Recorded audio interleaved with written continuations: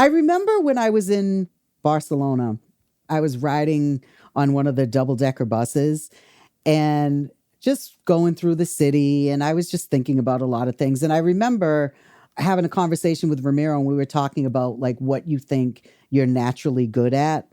And as I was going around, I'm like, you know what? I'm naturally good at being single. From the Boston Globe and PRX, this is Love Letters. I'm Meredith Goldstein.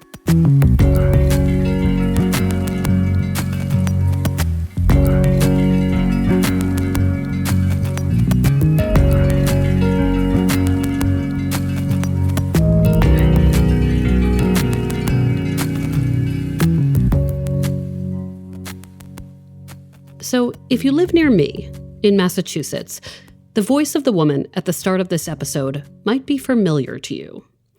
It's the voice of Pebbles, a morning radio show host whom Boston has woken up to for many years. You know the kind of morning show I'm talking about, right? That team of personalities telling jokes, playing songs, reading pop culture news, doing bits. Pebbles and her co-host, Ramiro, were the voices I heard after I moved to Boston 2 decades ago and started commuting to work every day. This was long before smartphones or streaming content, of course. Back then, radio was the thing, unless you popped your NSYNC CD into the CD player. Anyway, my commutes were how I got introduced to Pebbles and her crew. Ramiro was the wild one.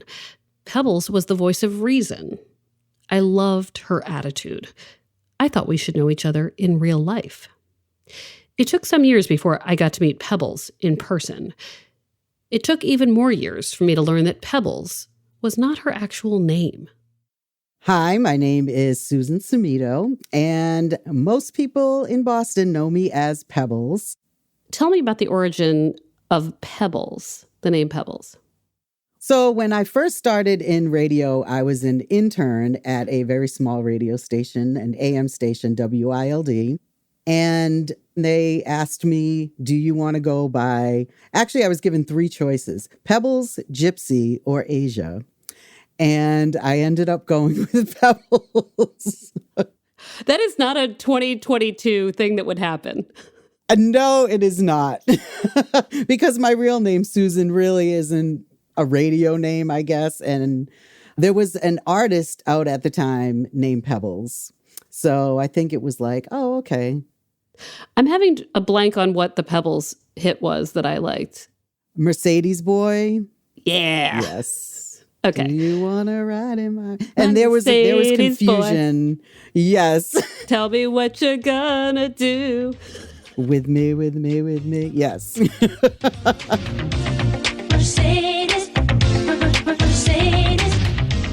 Mercedes Boy was released in 1987 when I was 10. It left an impression. I did wonder early on if Pebbles might possibly be the same Pebbles who recorded the old hit. That is not me. I cannot sing. You're not picking up royalties from Mercedes Boy. Okay. Absolutely not. All these years later, Ramiro and Pebbles are still on the air. They now work at Hot 96.9, a Boston station known for playing throwback hits like Return of the Mac, Early Destiny's Child, TLC's No Scrubs. It's very good stuff. As a morning host, Susan's day actually begins in the middle of the night. My alarm goes off at 3:30, at 3:40, at 3:50, at 4 o'clock, and 4:10. And at some point, I'm up. I am not a morning person, which a lot of people don't understand, but I am not. And it takes a lot of caffeine to get me going in the morning. So happy. She is the epitome of joy. I am looking forward to being infused with that Lizzo energy because I think I need it. He right said now. infused. I know. I need to be infused. Well, here's my question for you. I admit that I've made many guesses over the years about Susan's personal life. It's only natural, right? We let these people into our lives, and it feels like we know them. I knew that for as long as I'd been really paying attention, Susan was very single. I like to imagine that she was a lot like me, someone who didn't date much in her 30s. I assumed that, like me, she had never lived with a romantic partner or been married. I assumed a lot of things, and I was very wrong. Susan has had a lot of romantic experiences. They helped her understand her priorities and her own heart. Her story of big change is about a change in attitude. It's about self-awareness. It's about choice. But let's have her start in the BP era, as in before Pebbles, when Susan was just Susan.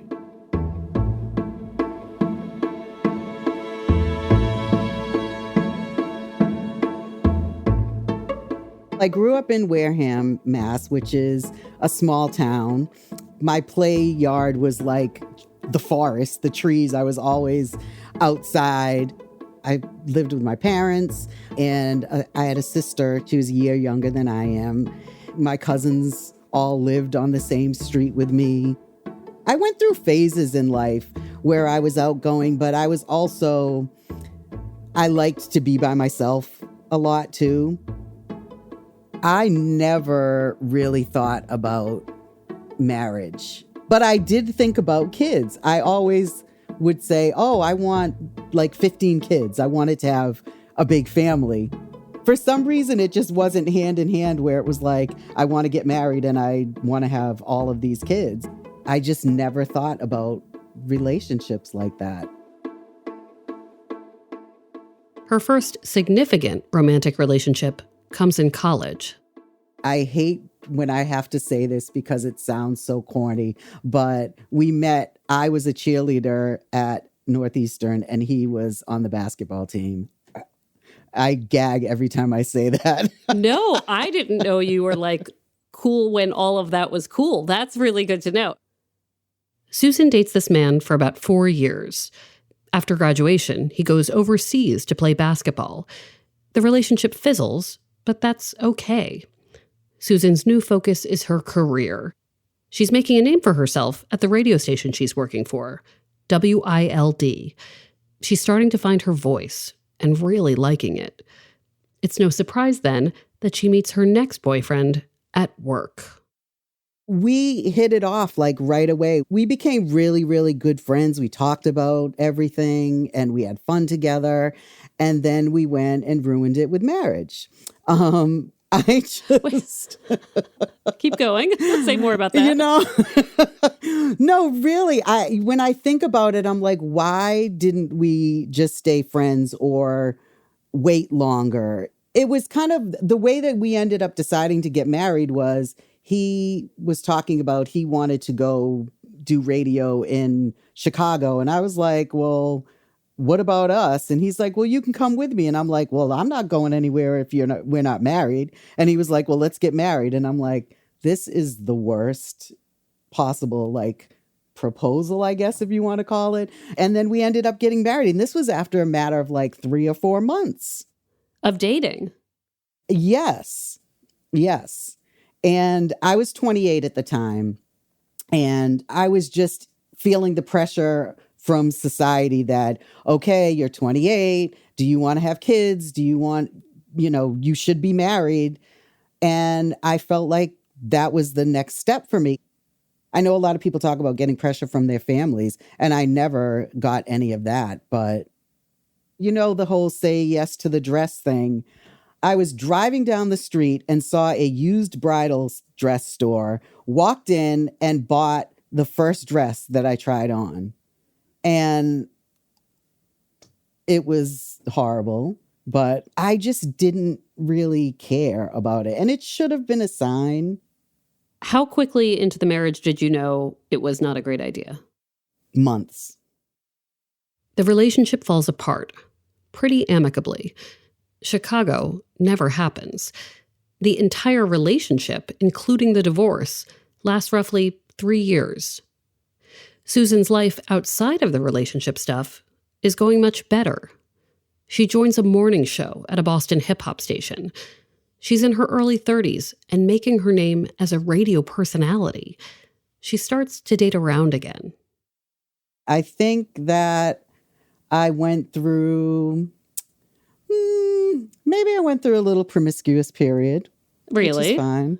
And it was nothing that I felt bad about or was embarrassed by. It just, I think that's what I needed at the time. When was the next significant relationship that lasted more than a few dates? Oh, that's when I jumped into a relationship that turned out to be not very good for me. This new guy is charming and funny. She feels seen by him, and they get closer. And because of the good stuff, she doesn't see that he's taking over in the wrong way. He just became very possessive and tried to kind of isolate me from family and friends. But I remember going to visit a friend of mine in Maryland during that time, and he was constantly calling me, like every 10, 15 minutes, just calling me. And yeah, and I think it was after that I was like, okay, this is wrong.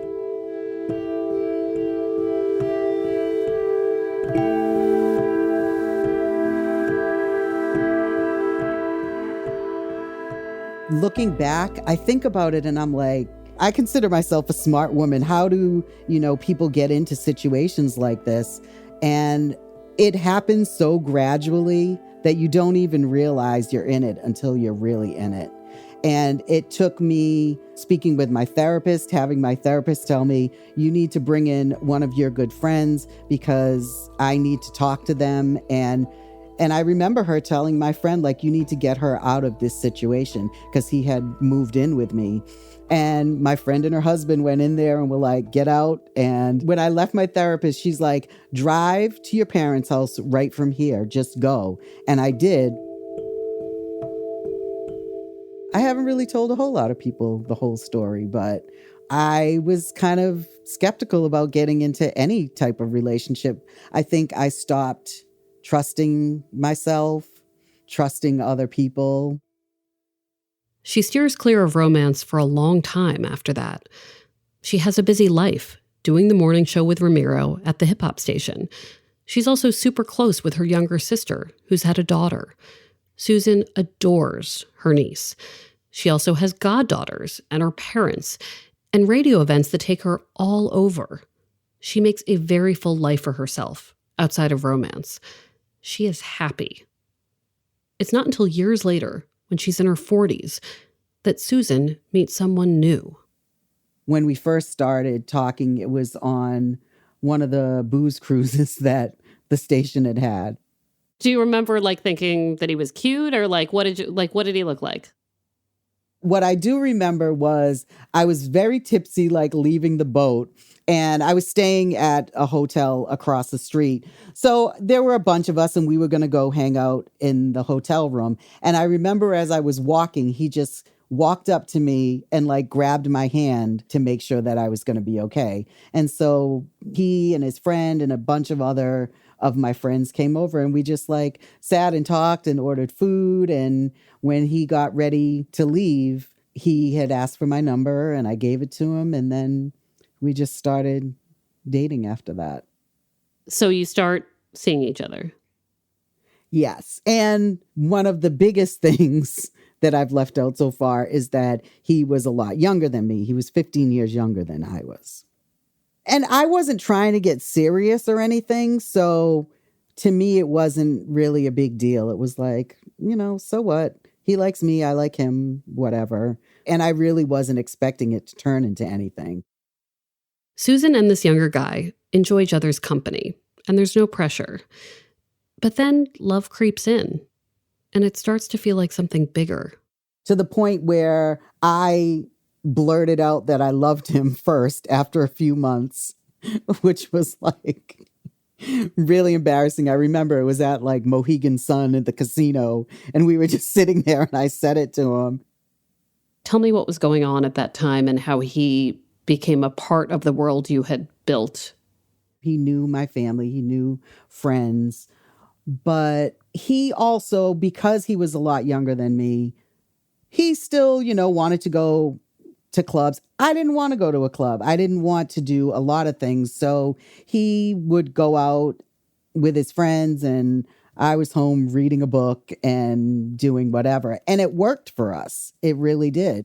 I trusted him and it felt right.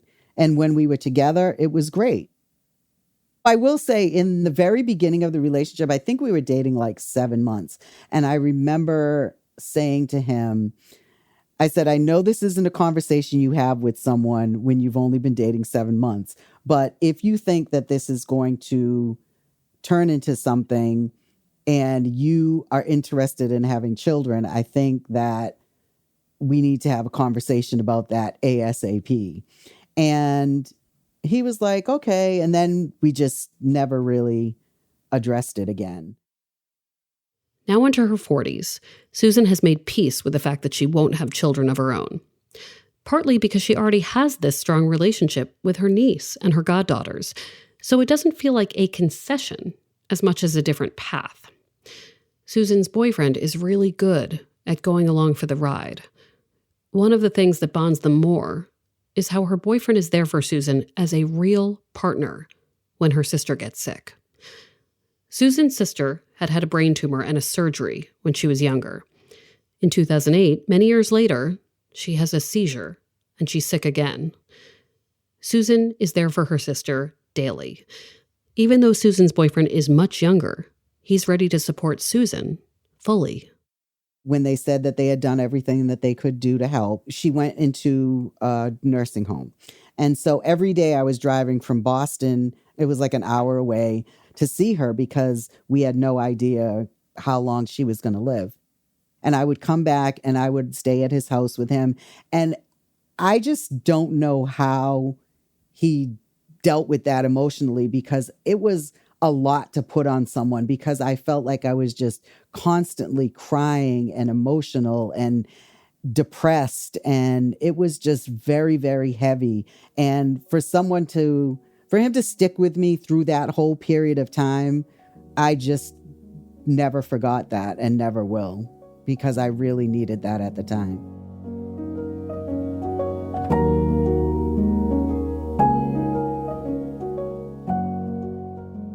How did your relationship change to your niece over this time as well?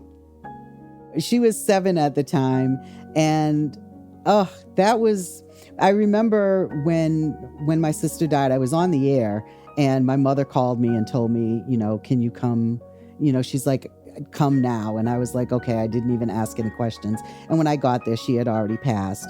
And my niece was there, and I'll never forget this. So I went in to say goodbye to my sister, and my niece took off 2 bracelets off of my sister's arm, and she gave one to her father, my sister's husband, and she gave one to me.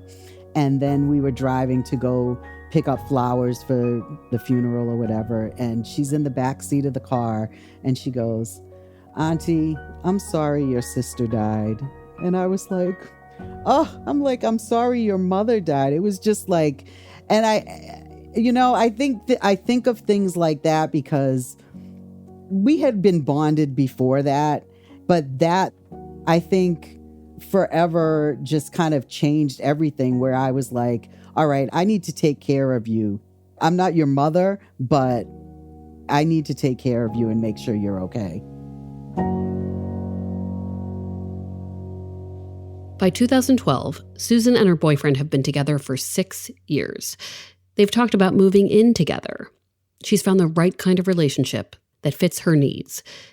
And then it all changes, quite unexpectedly. All right, let's do the horrible thing and take me through the day of the breakup. How does it happen? So the day of the breakup was the day of one of my goddaughters' high school graduation. And I was running around setting up for the party, and my phone rings, and it was him. And I was like, where are you? Because he was supposed to be on the way. And I don't remember the exact words, but it was just like, we need to break up. And I'm sitting there, and I think I might have had ice or something in my hands. I don't know what the heck was going on, but I was just like, what? I'm speechless now thinking about it, because it was so out of the blue. I had no idea that it was coming. And then he said something about wanting to have kids. And I was like, okay, can we talk about this later? I have this party going on. And I just ended up going straight to his house after the party. How did you even get through that party? Staying busy. Susan is about 48 at this point. Her boyfriend is around 33. And he had not brought up kids again after that first conversation throughout the 6 years. No, we didn't talk about it. So you get to his place after, and then what happens? I remember going there, and I remember I didn't want to talk about it. And I just took all of my stuff and I loaded everything that I had there into the back of my car, and I brought it home with me. Wait, you didn't try to negotiate or figure out if this was some weird mood No, thing? I don't think I don't remember that, because I remember not that he was forcefully adamant, but he this is what he wanted. And I was like, how can I argue with that? Like, you want kids, I'm not able to have kids. So what could I do or say? So I brought all of the stuff. I put it in my house right by, in the garage, right when you walk in the house. I had the pile of stuff there, and I left it there for months. Thus begins a new chapter in Susan's life, a chapter she never counted on writing. She has to get over a devastating breakup and figure out what she truly wants next. This is when she makes a very big decision about her life and her future. That's after the break.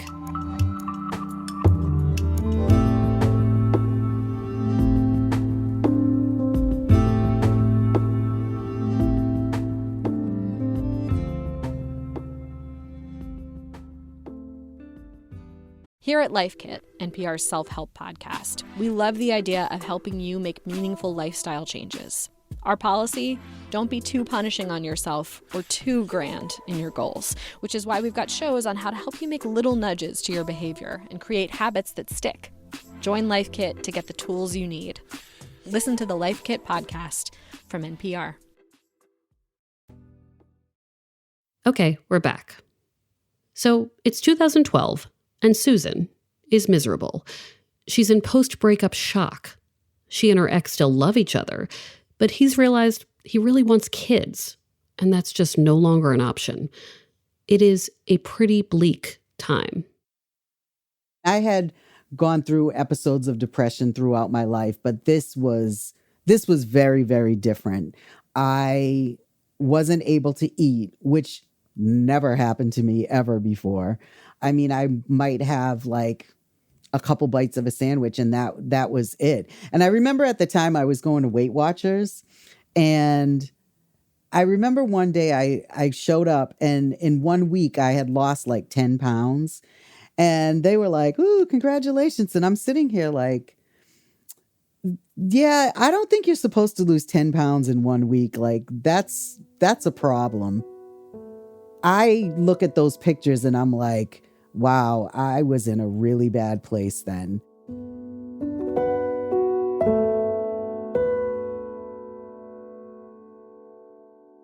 There were times I would go to work and I would drive to work, not even knowing how I got there. I would get to work, go in, do the show. I don't even remember the shows at the time. And then I would immediately leave. And the second I got in my car, I was crying all the way home. It was really, really hard.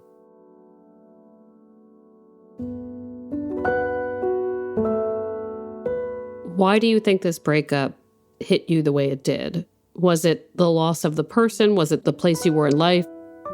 As more time passes, and even just recently, I'm like, my reaction to it was not about him. It was about me.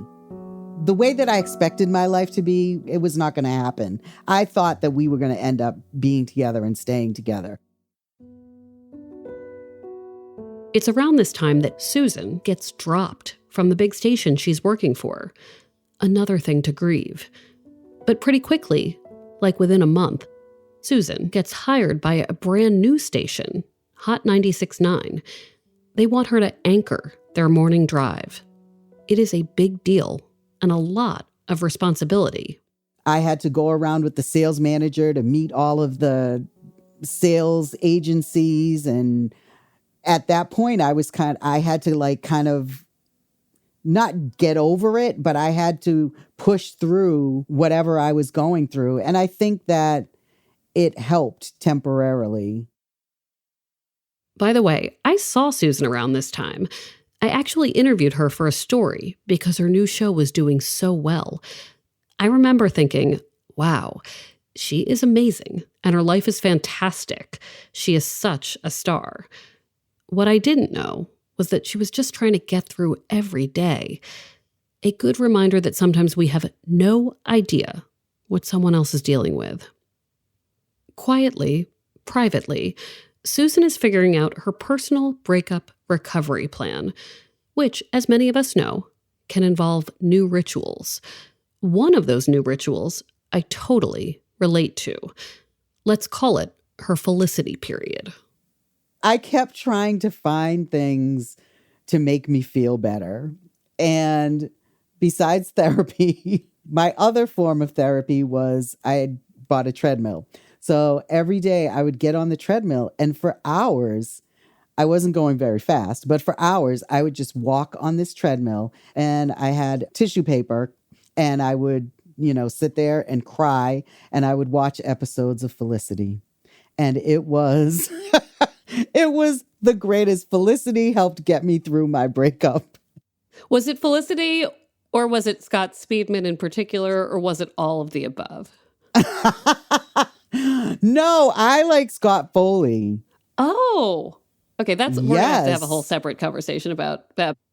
So how long was that sort of really terrible phase of, when did it start to get better? Honestly, it took years. It really did. I mean, that hard part, I think it lasted at least a year. And it got a little easier. I felt like I was able to function. But at that time, I still felt like I was in love with him and wanted to get back together. It doesn't help that Susan and her ex are still talking on occasion, still finding reasons to see each other. That delays her progress. But over time, she starts to focus on how and when she's been happiest in her life. That's when she notices something important about herself. I have never had a problem when I had periods of time when I was single. I wasn't like, oh my God, I have to get into the next relationship. I don't think it was until it may be another COVID thing where I just said to myself, it's when I felt like I was completely over the relationship and I like what I'm doing now. I choose this life for myself and I want to be single.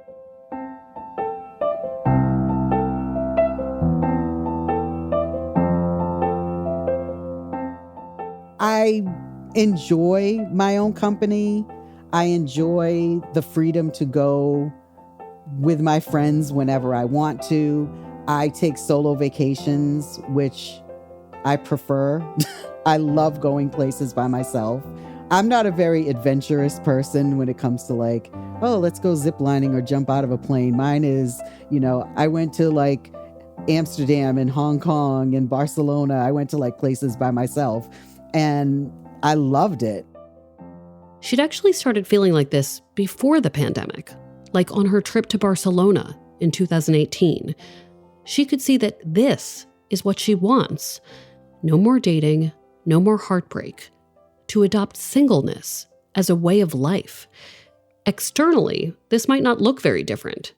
Inside, it's a pretty big change. I know this sounds strange, but I think I like myself better when I'm single than when I'm in a relationship. I'm a giver, and I think I give too much. Even one of my first boyfriend from college, he had said to me, because we're still good friends, and he had said to me, you're such a good person and you give so much. He's like, you have to find someone who will appreciate that and not take advantage of it. The thing about making a conscious choice to be single is that it makes a lot of people uncomfortable. People aren't inclined to believe that you really do want to remain uncoupled. So much of the human narrative is about finding and keeping love. I mean, this very podcast dwells on dating and relationships most of the time. With Susan, others can be so quick to try to talk her out of this choice, or to rattle off platitudes like, never say never. Sometimes it's difficult for people to accept that she knows what she's doing. I was pleased to hear that Ramiro, Susan's on-air partner, understands this. People always want to set me up with someone. And Ramiro, when I first met his wife, and she's great. I love her, Nicole. And we were all out to dinner, and she's like, "Oh, honey, she's so nice. We need to find someone for her." And he looked at her and he was like, "Nope." He just shook his head. And she was like, "No, really, like, she's great. We have to know someone great." And he's like, "Nope, you don't want to do it."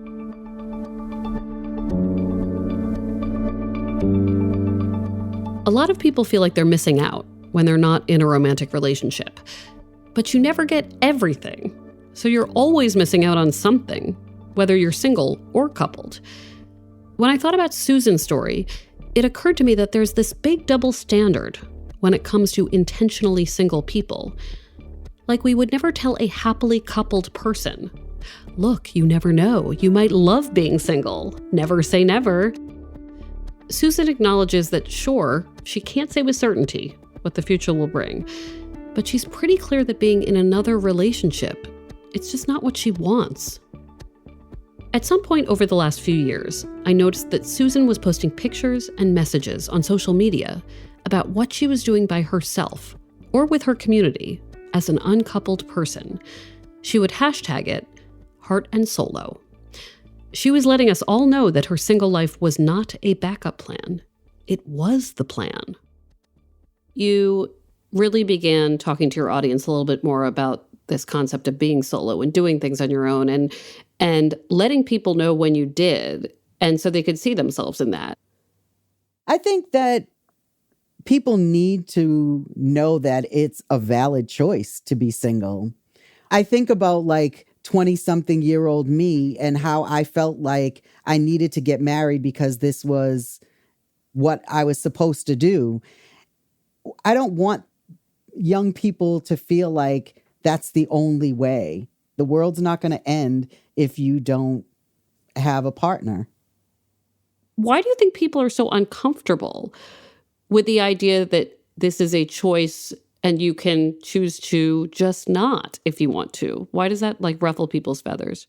I wish I knew why they felt like that. And being a single person, and I know other single people have felt this, where you feel like you're left out if people are coupled up, or you don't get invited to something because it's only going to be couples. And I remember, one of my friends was dating someone, and I used to go out, I used to say, "Oh, I'm going three-wheeling. I'm going to, I'm going on their date with them." And I don't understand why people think there's anything wrong with that. I mean, most of my social activities in my life has been as a third or fifth wheel, and I never thought of it as a third or fifth wheel. It's like, these people are your friends. I mean, I can't imagine excluding single people from a dinner. Why would I exclude them from a dinner? And even going to weddings, there was a point where if I was at a wedding and they were throwing a bouquet, that's when I was headed to the bathroom, because I didn't want anyone, "Oh, come on, you're all the single ladies on the floor." Oh, God, I hate it. I've avoided a lot of bouquets in my life, and I'm so glad that that's your instinct, too.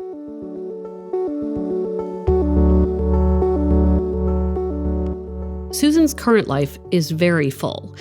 Her niece came to live with her during COVID, and that was an experience that brought them closer.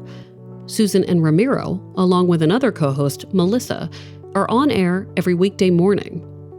Oh, and Susan still loves romance, by the way.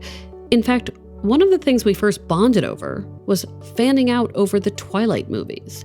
She and I both love romantic books and stories. If you ask her listeners, love is a huge part of her brand.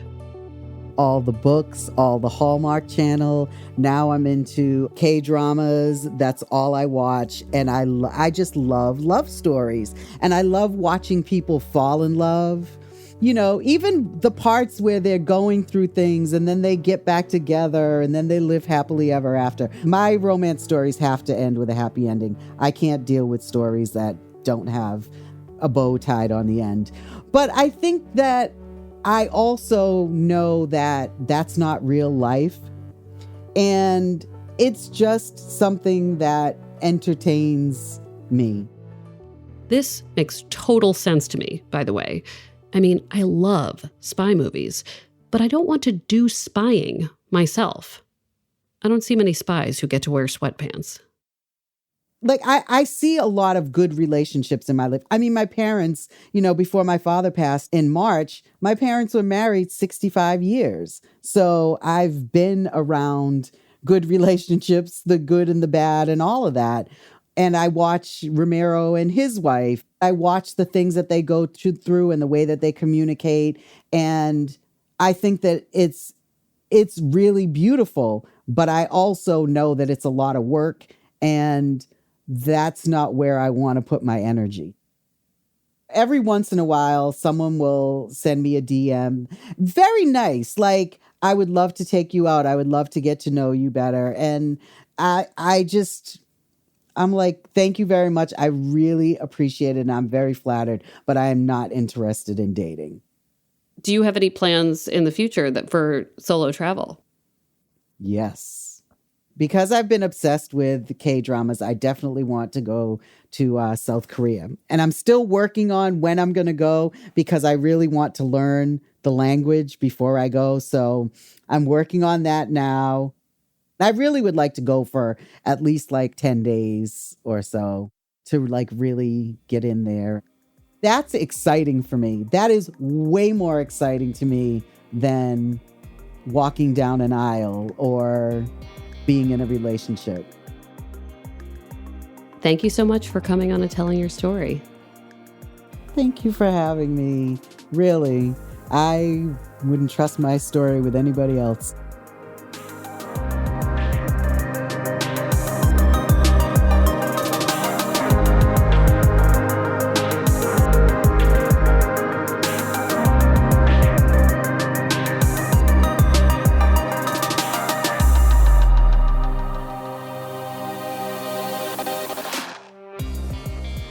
Love Letters is a production of the Boston Globe and PRX. Today's episode was produced by Caitlin Harrop, Jesse Remedios, and Scott Hellman. Ned Porter does our audio mixing, sound design, and mastering. Devin Smith and Maddie Mortel do our audience engagement. Love Letters illustrations by Ashanti Davis. Check them out on the Love Letters Instagram. Special thanks to Brian McGrory and Linda Henry. Our music is from APM. And if you like the show, please follow us on Apple Podcasts. You can always send us a letter, we are an advice column, to loveletters@boston.com. We're online at loveletters.show. So you were Scott Speedman, I was Scott Foley. I'll take Eddie Scott. I'm not gonna pick a Scott. I'll take Eddie Scott, but yeah, probably Speedman. I'm Meredith Goldstein. Thanks for listening.